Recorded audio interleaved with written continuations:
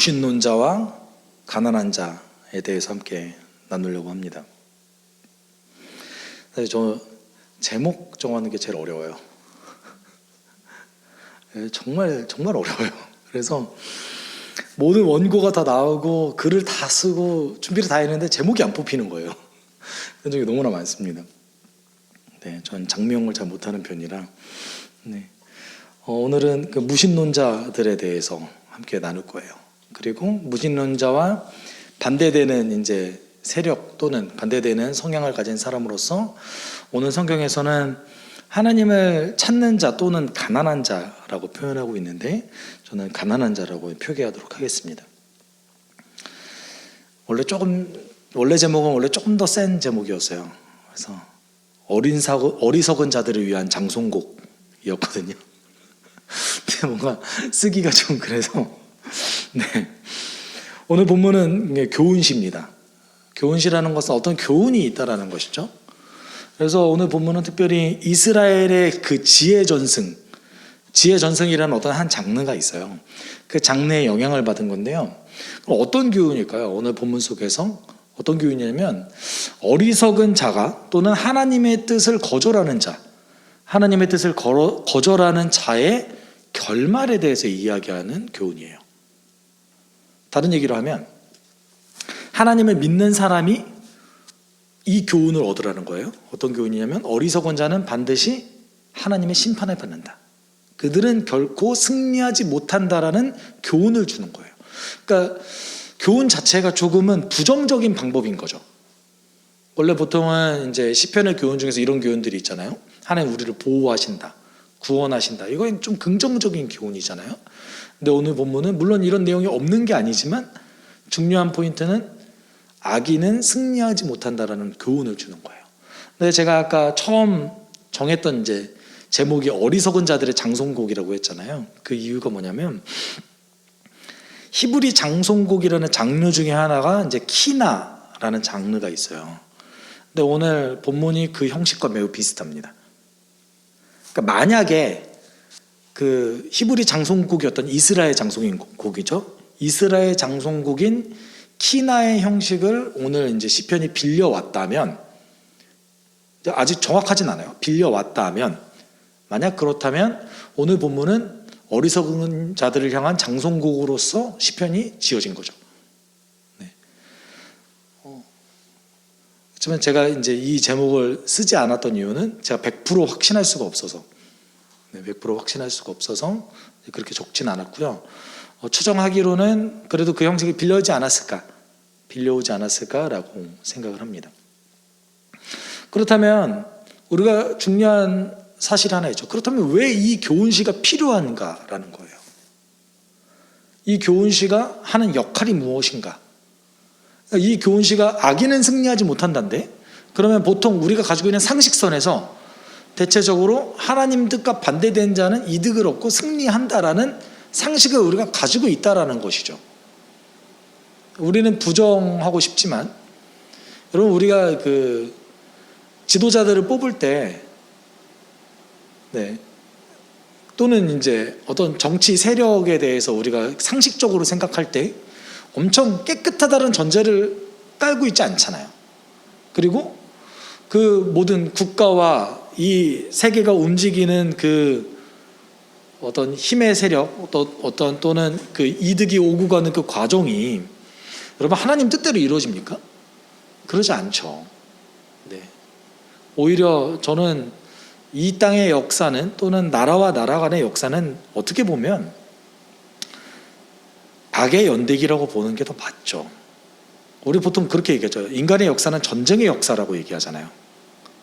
기술도 전쟁 때문에 엄청 발전하고, 그만큼 인간은 하나님의 뜻과 멀리 떨어져 있는 게 사실이고, 그리고 우리의 상식을 비춰봤을 때 이 땅의 모든 그 어떤 균형은 힘의 원리로 이루어져 있다는 것이죠. 이것을 우리는 부인할 수는 없습니다. 이게 우리의 기저에 깔려있는 상식인 거예요. 그럼에도 불구하고 하나님께서 원하시는 것은 무엇입니까? 그렇지만 악은 결코 승리하지 못한다 라는 교훈이 필요한 것이죠. 우리는 되게 쉽게 받아들이지만 사실 우리가 일상생활에 들어가면 악의 평범성을 우리는 보게 됩니다. 악이 만연한 평범성을 우리는 보게 돼요. 그렇지만 교회만 오면 아니라고 우리가 부정할 뿐인 거죠. 좀 일상생활에 있을 때 우리도 부정할 수 없는 그 악의 평범성을 우리는 눈으로 이렇게 보게 됩니다. 손해보지 않으려는 인간의 속성과 인간의 그 악함이 드러내는 어떤 현실인 거죠. 그렇기 때문에 오늘 교훈시가 필요한 거예요. 지금도 필요하지만 언제도 필요한 거예요? 2000년 전, 3000년 전에 있었던 고대 사람들에게도 필요했던 겁니다. 오히려 고대 사람들에게 더 필요하죠. 그때가 더 필요했을 겁니다. 오늘 본문 1절은 이렇게 얘기하고 있습니다. 어리석은 사람은 마음속으로 하나님이 없다 하는구나. 그들은 한결같이 썩어서 더러우니 바른 일을 하는 사람이 아무도 없구나 라고 얘기하고 있습니다. 여기서 어리석은 사람들이 하는 말이 뭡니까? 하나님은 없다. 근데 여기서 얘기하는 그 하나님은 없다라는 말이요, 우리가 생각하는 그 무신론은 아니에요. 현대적인 무신론은 어떤 겁니까? 신이 아예 없다잖아요. 신이 없다인데 고대 시절에는 그런 개념의 무신론은 없었습니다. 모든 사람이 신이 있다는 걸 인정했어요. 그런데 그럼에도 불구하고 하나님이 없다라고 이야기하는 이유는 무엇이냐면 하나님이 나에게 영향을 미칠 수 없다, 또는 하나님이 결코 나에게 어떤 영향력을 줄 만한 힘이 없다라는 거예요. 네. 왜냐하면 여태까지 하나님 뜻대로 살지 않았음에도 불구하고 본인은 그런 심판을 받지 않았다 이겁니다.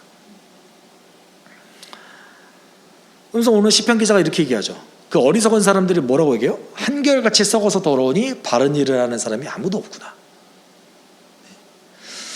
근데 여기서 특이하게 어리석다라는 이제 단어가 보통 이제 일반적으로는 캐실이라는 단어를 쓰는데 여기서는 나발이라는 단어를 썼습니다. 이제 나발, 여러분 이 시편이 그 다윗의 시편이거든요.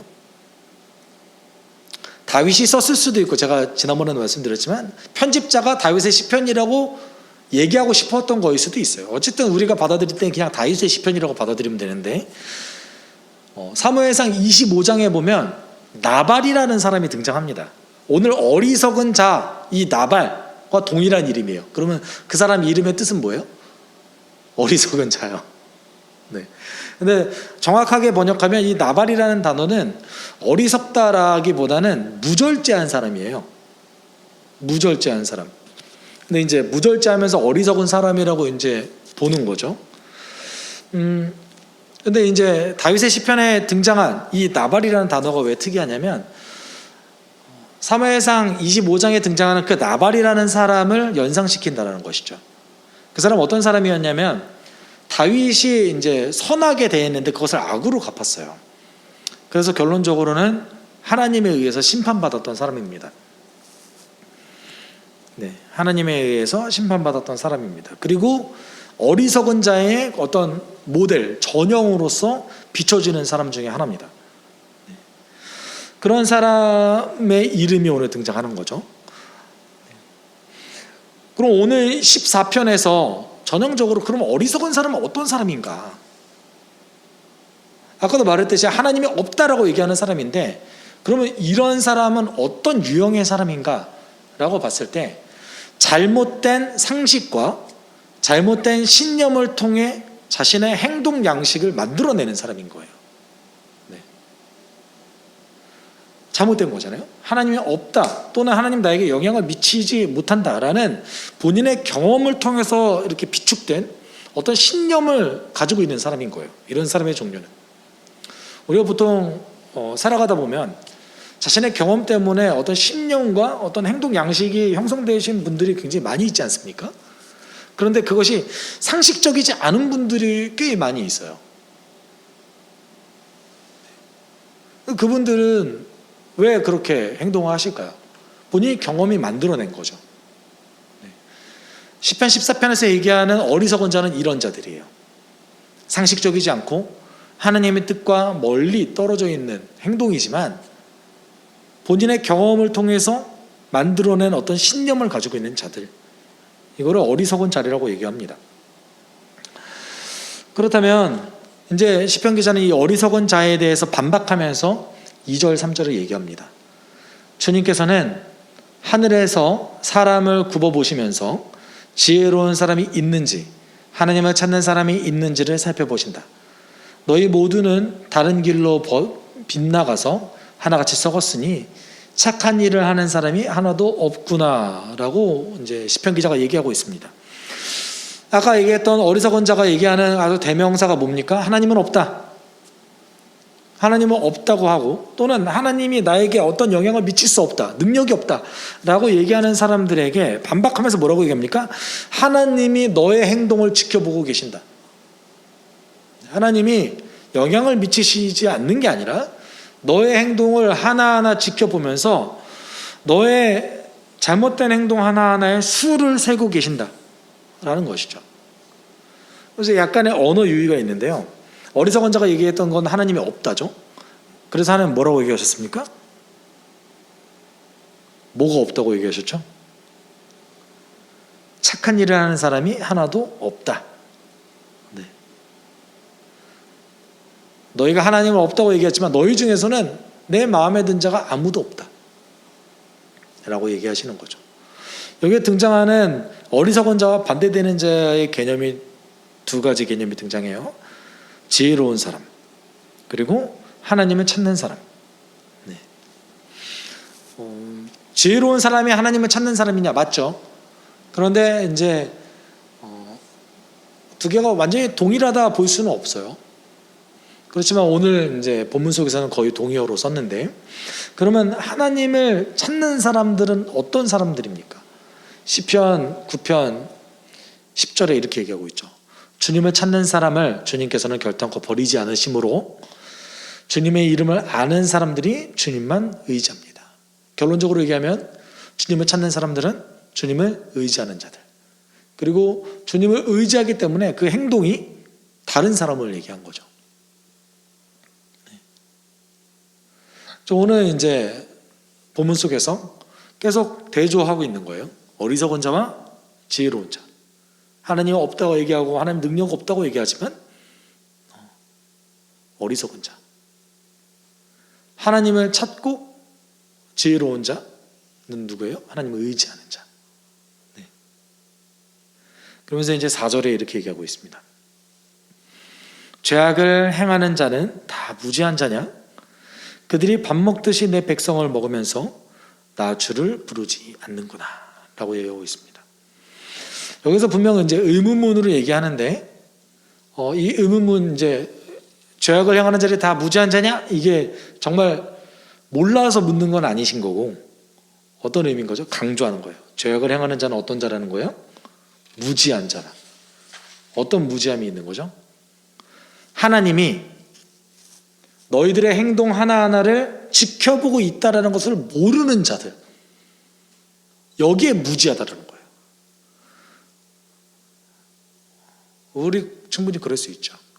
우리가 살아가다 보면 하나님을 의식하지 못할 때 많이 있습니다.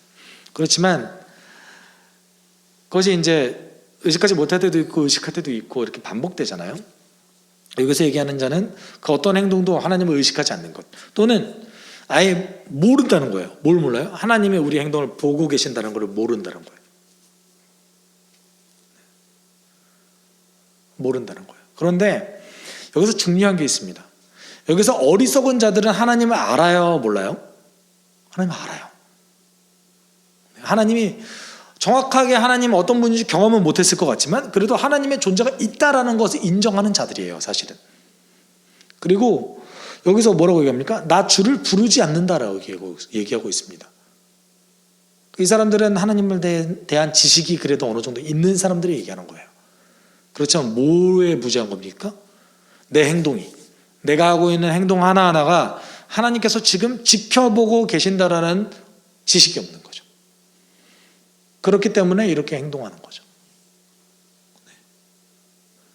또 그렇기 때문에 어리석은 거죠. 그러면 이 사람들은 이제 또 어리석기 때문에 하나님에 대해서 잘 모르고 하나님이 이 사람들의 행동을 지켜보고 있다는 것을 모르기 때문에 4절에 이제 뭐라고 얘기합니까? 밥 먹듯이 내 백성을 먹으면서 나 주를 부르지 않는다라고 얘기하고 있습니다. 여기서 내 백성을 먹는다, 뭐 식인을 한다 이건 아니겠죠? 네. 이건 아니에요. 이건 아닌데 어떤 뜻을 얘기하냐면 경건한 백성을, 순진한 백성을 또는 하나님을 온전히 믿으려고 하는 사람들을 착취한다는 뜻이에요. 그래서 미가서 3장 3절에 이렇게 얘기하고 있거든요. 너희는 내 백성을 잡아먹는다. 가죽을 벗기고 뼈를 산산조각 부수고 고기를 삶듯이 내 백성을 가마솥에 넣고 삶는다. 이거 시기를 얘기하는 걸까요? 아닌 거예요. 어떤 거냐면 미가 선지자가 이스라엘 지도자들을 보고 비판하는 거예요. 너희들이 내 백성을, 내 경건한 사람들을 이렇게 착취한다 라는 것을 얘기하고 있는 겁니다. 어리석은 자가 하는 행동이 뭐예요? 무지하기 때문에, 하나님이 이들의 행동을 지켜보고 있다는 것을 모르기 때문에 가장 쉽게 그들이 이득을 취할 수 있는 순진한 백성들, 그리고 어리석은 자들의 그 폭력과 어떤 사기 이런 걸 통해서 착취하는 거죠.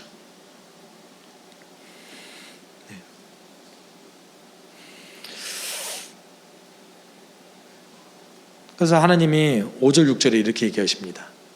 하나님은 의인의 편이시니 행악자가 크게 두려워한다. 행악자는 가난한 사람의 계획을 늘 좌절시키지만 주님은 가난한 사람을 보호하신다라고 얘기하고 있습니다.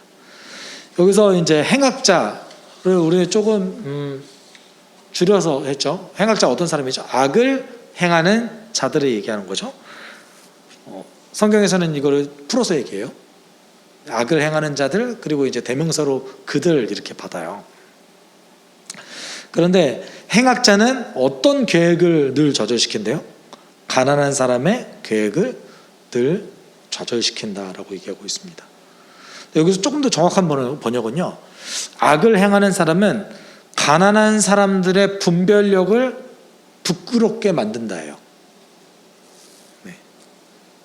그러니까 계획이라는 번역도 가능한데요, 조금 더 이제 면밀하게 번역을 한다면 분별력이라는 단어가 좀 더 정확하거든요. 그러면 여러분 이렇게 생각하시면 돼요. 어리석은 자들이 가난한 사람들, 여기서 얘기하는 가난한 사람들이 어떤 사람들이에요? 하나님 찾는 사람들인 거죠. 근데 이제 왜 가난해진 거예요? 착취당하니까요. 착취당한 이 하나님을 찾는 가난한 사람들이 가지고 있는 분별력이 무엇입니까? 그 분별력이 무엇이죠? 하나님 뜻대로 사는 것. 시편으로 따지면 율법을 의지하고 지키는 것.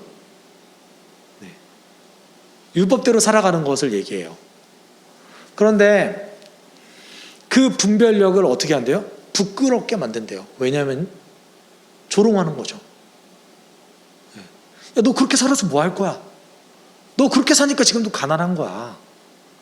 너 그렇게 사니까 지금도 조롱당하는 거야. 왜 그렇게 살아? 이렇게 조롱하는 거죠. 부끄럽게 만드는 거죠. 마치 하나님 뜻대로 사는 사람을 비정상적인 사람인 것처럼 만들어가는 것이죠. 그렇지만 그 분별력을 가지고 있는 사람, 가난한 사람들은 그렇게 살아갈 수 있는 이유가 무엇입니까? 주님께서 이 가난한 사람들의 피난처이기 때문에 그래요. 번역이 정확하게 피난처라고 돼 있어요. 주님은 그들의 피난처시다. 이게 정확한 번역이에요.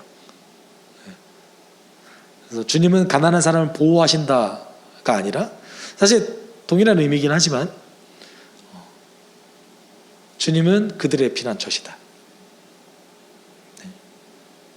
그러면 부끄러움을 당하고 있지만, 착취를 당하고 있지만 그들이 그렇게 살아갈 수 있는 원동력은 어디에 있습니까? 주님께서 피난처시기 때문에 그들이 살아갈 수 있는 것이죠.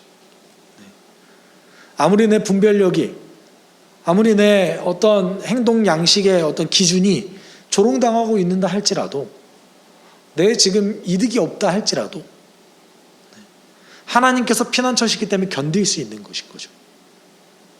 그러면서 7절에 이렇게 얘기하고 있습니다. 하나님, 시온에서 나오셔서 이스라엘을 구원하여 주십시오. 주님께서 당신의 백성을 그들의 땅으로 되돌려 보내실 때에 야곱은 기뻐하고 이스라엘은 즐거워할 것이다 라고 얘기하고 있습니다. 이대로 그냥 받아들이셔도 괜찮긴 한데, 조금 더 정확한 번역은 이스라엘의 구원은 시온에서부터 이다 예요. 이스라엘의 구원은 시온으로부터 나온다 라는 뜻이에요. 이게 어떤 뜻인 거죠? 그러니까 하나님 나오셔서 이스라엘을 구원해 주십시오, 이거는 약간 간청하는 거잖아요. 그렇죠?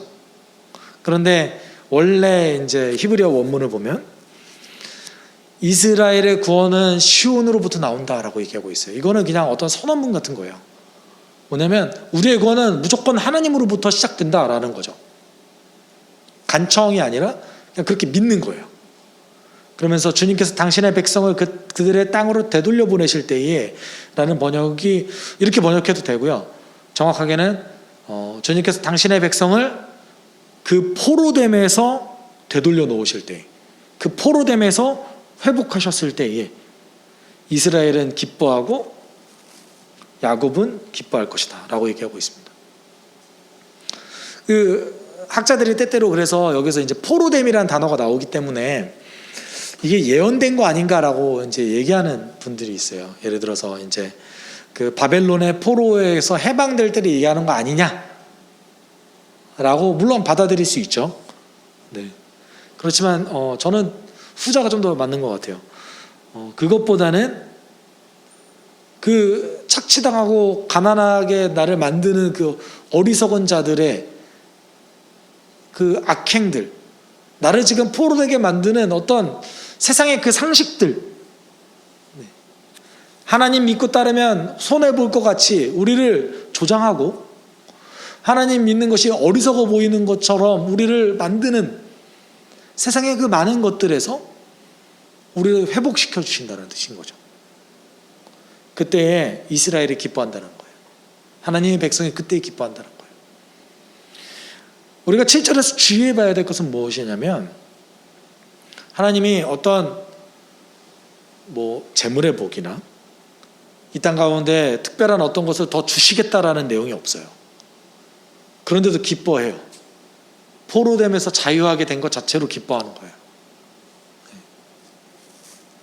세상이 우리를 계속해서 너희들이 어리석어, 너희들은 잘못된 상식을 가지고 있어 라고 이제 강요하는 그것에서 벗어나는 그것 자체로 우리가 기뻐하게 된다는 겁니다. 이유가 무엇입니까? 더 확신하는 거죠. 주님 나의 피난처십니다. 더 확신하는 거죠. 여러분, 오늘 본문 속에서 등장하는 이 무신론자는요, 하나님과 현실을 연결짓지 못하는 사람이 무신론자예요. 그러니까 오늘 현대 사회 속에서 얘기하는 하나님 없어, 신은 없어 이렇게 얘기하는 사람이 아니에요. 어떤 사람인 거예요? 하나님과 내가 사는 현실이 상관이 없어 라고 얘기하는 사람인 거예요. 우리가 자세히 살펴보면 이제는 현대사회 속에서 이런 사람이 교회에 더 많아요. 또는 교회는 안 다니지만 자신이 기독교인이라고 얘기하는 사람들 가운데 대다수가 이런 사람들이에요. 현실과 하나님을 연결시키지 못하는 것이죠. 네. 여러분, 우리가 신앙생활하면서 오늘 본문 속에서 얘기하는 그런 무신론자들이, 하나님은 알지만 하나님을 현실 속에서 받아들이지 못하는 자들이, 하나님의 뜻대로 온전히 살아가지 않는 자들이 여러분 교회를 얼마나 어렵게 만듭니까? 교회 안에서 경건한 자들을 얼마나 힘들게 만듭니까? 또는 하나님 뜻대로 살아가려고 노력하는 사람들을 얼마나 좌절시킵니까? 사실 고대 시절에 보면 그들은 무신론자이지만 이제는 현대사회 속에서 그들은 교회 안에 들어와 있거든요.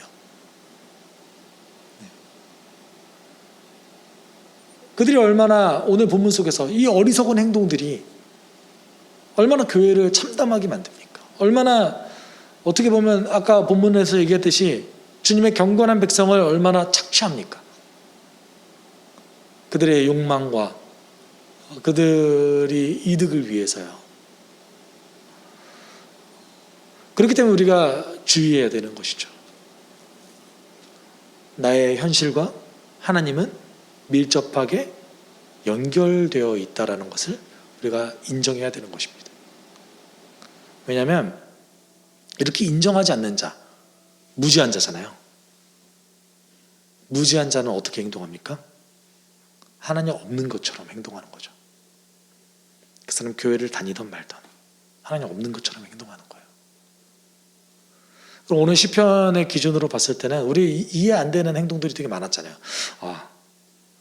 그렇게 교회를 열심히 다니는데 어떻게 저렇게 행동할 수 있지? 오늘 시편 기준으로는 그런 사람은 어떤 사람인 거예요? 무신론자인 거예요. 무신론자인 거예요. 주의 온전한 분별력을 부끄럽게 만드는 자인 거예요. 우리가 그렇기 때문에 항상 경계해야 되는 것이죠. 그리고 우리가 기도해야 되는 제목은 딱 하나인 거예요. 하나님, 내 일상생활에 주님 아주 밀접하게 연관되어 있습니다. 하나님, 나의 오늘 하루를 지금 이 순간에도 지켜보고 계십니다. 우리에게 그것이 두려움이 아니라 피난처입니다. 우리 물론 실수하죠. 우리 물론 하나님의 뜻을 어길 때도 많이 있어요. 그렇지만 오늘 본문 속에서 얘기하는 자들은 그런 자들이 아니에요. 하나님 그렇기 때문에 예배도 주셨고 회개하게 하셨고 예수 그리스도를 주셨잖아요. 그런 것을 얘기한 게 아니라 오늘 본문 속에서 얘기하는 자들은요, 내 삶이 하나님과 밀접하게 연결되어 있다는 것을 인정하면서 하루하루를 견디는 자들, 하루하루 회개도 하고 낭망도 하고 힘들어도 하지만 그래도 하나님 내 삶을 지키고 있다라는 확신 속에서 살아가는 사람들, 그런 사람들을 위한 교훈이에요. 여러분, 악인은 이기지 못합니다. 이기는 것처럼 보여도 결국 하나님이 이기십니다. 우리가 그 확신 가운데 하나님 내 삶과 하나님을 밀접하게 연관시켜 주십시오. 내가 오늘도 주님 나를 지켜보고 계시는 그 주님 안에서 평안하게 살아가게 주님 도와주십시오. 우리가 함께 기도하도록 하겠습니다. 사랑 많으신 하나님 아버지 감사합니다. 주님, 우리가 하나님은 내 삶에 상관없어